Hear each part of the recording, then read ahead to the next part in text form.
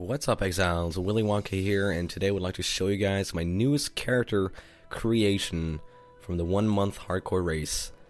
This is an Arc Crit Shadow called Willy Spaghetti, and it's level 93 currently. And as you might hear, I am a little bit sick. I've been sick for the last, well, since Saturday, more or less. I went to work, and I work at a grocery store a little bit off stream, and I got in contact with people and got infected with illness. So I haven't been able to play the last few days. I'm a little bit behind. My goal with this character is to get to 100. I really want to get a 100 character.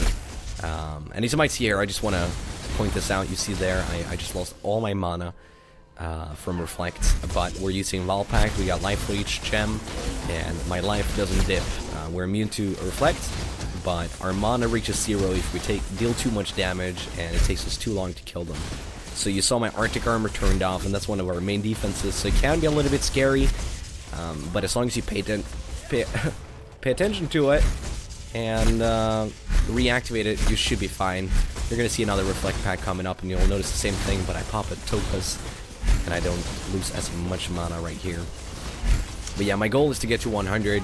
I think that might be too late.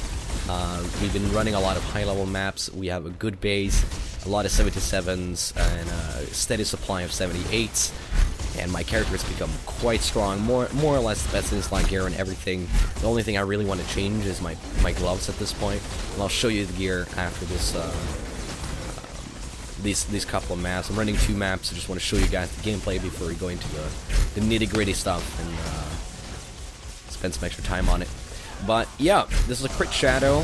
Shadow's the best class. I think it gets like 4% more cast speed or something. That's the difference between Shadow and Witch.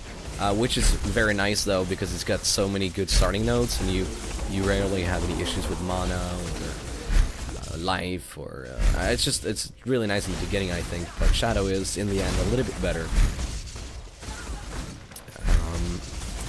So we're stacking power charges. We got all the power charges. We in the banner rewards we help Oak because we're life based. We kill everyone in Cruel and get the skill point, and then because cast speed in Cruel difficulty is like 4%, it's nothing. They really need to buff that up to like at least 8, I think, before anyone considers grabbing it. And then in Merciless difficulty we get the power charge, of course. And here we're going into a shrine. This is Elemental Equilibrium, so they're going to become a lot more resistant to my attacks, and they have endurance charges. So all these mobs are very lightning resistant, so it's basically my lightning pen that's carrying right now. We also, like I said, we're using Cloak of Defiance. Cloak of Defiance is a chest that I don't really like, but on this character it's more or less perfect, because we just run 3 auras and a buff. Well, 1 aura and 3 buffs is more correct. We're running Clarity, that's the only aura, because we need mana regen. And we're running Herald of Ice and Thunder for damage. And we run Arctic Armor for damage mitigation, and a little bit of movement speed, which is nice. So we have 5.3k HP pool and almost 1700 mana. So when we take damage, 30% of that is converted into our mana pool, and we lose mana instead. So we have a very high EHP pool.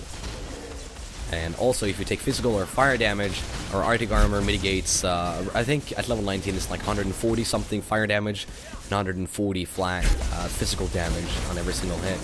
So it almost feels like I'm playing like a battle mage. It's really entertaining to play. High cast speed, lightning warp is almost instant. Just so much fun.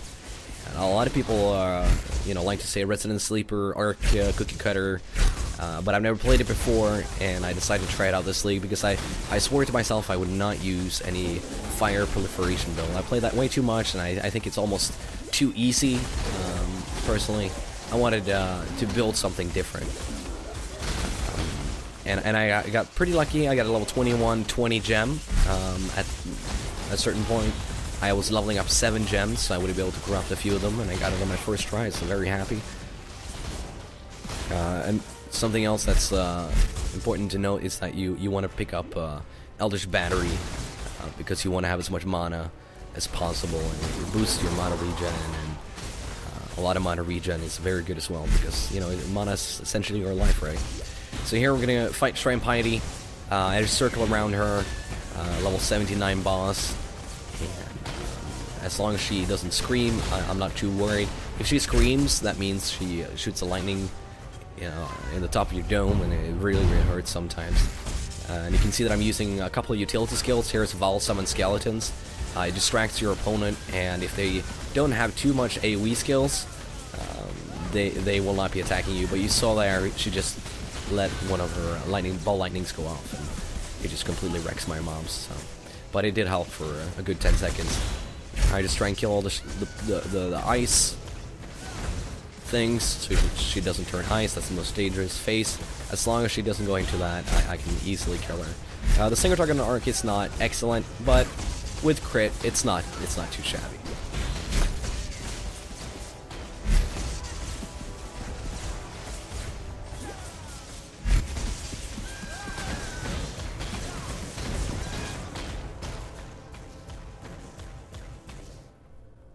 Alright, so let's get into the nitty-gritty stuff.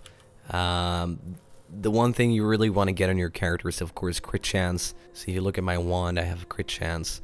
My shield, I have a crit chance. My amulet, I have a crit chance. It would be lovely to get crit chance on your rings as well, using diamond rings and maybe even crafting it on there. But it's really tough to get, and you might consider using Maligaros or Voidbringers. As for wand, what you want to look for is spell damage and cast speed foremost, and then upgrade to maybe a crit wand. And getting something as incredible as mine is going to be very hard. I got very lucky using some Chaos Orbs myself and got this 6-6 Rapture Needle right here. But that's the order you want to get it, and you can get lightning damage leech as life if you craft it as a prefix as well. My shield has crit chance, life, and energy shield. Those are the 3 most important stats, I think. You can also try and get cast speed and mana regen if you can, but that's going to be very expensive and very rare and very, very hard to pull off. So something like this, energy shield, life, crit, and some resist is probably the best shield you'll get.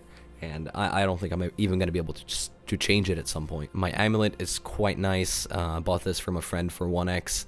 Crit multi, mana regen, life. Doesn't get much better than that. Only 2 stats I would like is cast speed and spell damage, but yeah, good luck with that.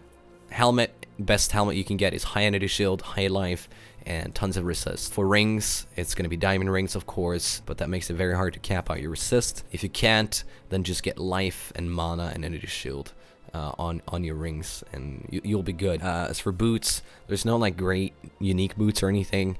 You could use rainbow strides if you can use the colors. I need full red, so I can't really. So I'm just using life, double resist, and high movement speed. When it comes to belt, you just want to have attributes maybe if you need them. I do for my gems, life, and a lot of resist. And you can get some armor, but it's going to be negligible in high-level maps, I think. But one of the most undervalued stats is reduced enemy stun threshold, because it affects spells and melee attacks and range attacks. And because Arc has such a high top-end lightning damage roll, you end up stunning more or less everything except for high HP bosses, and I really like that stat. So that's a little pro tip there for you. My gloves are my shittiest slot right now. Life, mana, resist.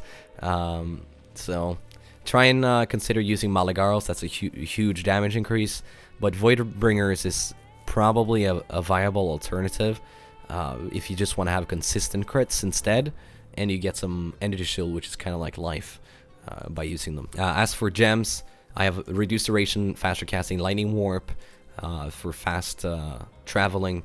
I have reduced mana, Vol Summon Skeletons because I have no other slot for it. Clarity, Herald of Ice. Down here we have Herald of Thunder, Assassin's Mark. Assassin's Mark is good because it gives you more crit chance and crit multi, but also it gives you mana and life on kill, which is cool. And it also gains you power charges when you slay an enemy, or at least it gives you a chance of getting a power charge. With higher quality, it gives you a higher chance to get power charges. So if you don't want to run power charge on crit in your main setup, I would really recommend getting a high quality one to make that consistent when you're at least soloing. So this is linked up with Curse on Hit and Reduced Mana. And in my boots, we have cast damage taken, level 2, Enduring Cry, Immortal Call, increased duration, so when we take physical damage, we get physical immune for a second or two. I'm probably going to level this up to like 5 shortly. I just keep forgetting it.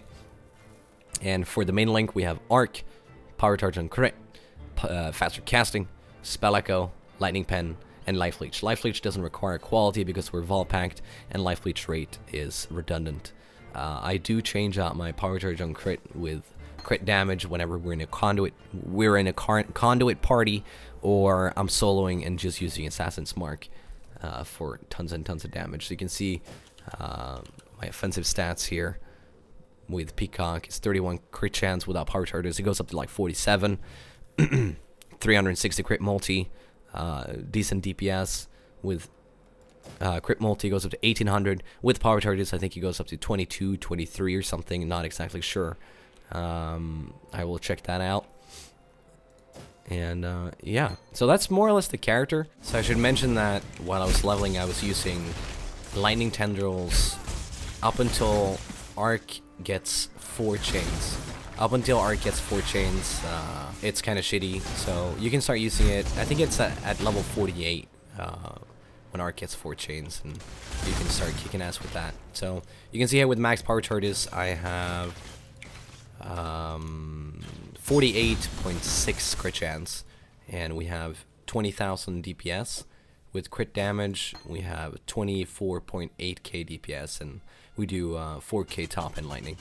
If you want to look at the passive real quick, I leveled up to level roughly 80 before I started picking up crit chance. I just didn't want to die in this character because I want to get to 100, and keep re-leveling is a really pain in the ass. So I just went for life nodes and basic cast speed nodes and stuff like that throughout the entire tree, picking up EB, life, life mana, life, cast speed, life, LA damage, cast speed. And then once I got all the way down to Vol Pact, I picked up the crit chance thereafter. So the crit chance I picked up was, of course, this, and then this, and this is not worth it. It's too far. Maybe it is. I don't know. I feel like it's too far away. And of course, all the power charges in the tree, and including Alira. We help Oak, kill everyone, and then help Alira. So that's more or less the passive tree. Eldritch Battery is what allows us to get so much mana and mana regen. We're sitting at 348 mana regen with just a few passive nodes, mana regen on rings and amulet. And yeah, I don't really need any more. The only thing that would be nice with more mana regen is running half regen. And I can almost already run half regen with Arctic Armor if I just lightning warp a lot. Vol Pact, for those of you who don't know, is what allows us to survive Reflect. And the way it works is by picking this up, you can't regen anymore. If you have, let's say, 10% life leech, it gets reduced to 4%. But that's all we really need when we're dealing with normal Reflect. If you do double Reflect maps, you probably will kill yourself or risk it. So I never run that. But the way it works is, let's say you have 4 targets and you attack. So with Arc, it would chain through all of them. Without Vol Pact, you would leech from all of them. The highest value would be selected, and you would start regenning. And you can only regen, I think it's 35% of your max HP per second. So if you do a lot of damage, you're gonna hit all of those guys, reflect from 4 targets, instantly lose life, and your life is just gonna slowly go up because you're regenning, right? You're not instantly leeching. But with the Vol Pact, you hit the first target, you life leech immediately, and then you take the reflect damage, and then it bounces to the next one. You deal the damage, you gain the life, and you take the reflect damage. It goes to the next one, you deal the damage, you get the life leech, and then you take the reflect. So it all happens instantly, faster than your eyes can tell, and your life just keeps going like up and down really, really fast.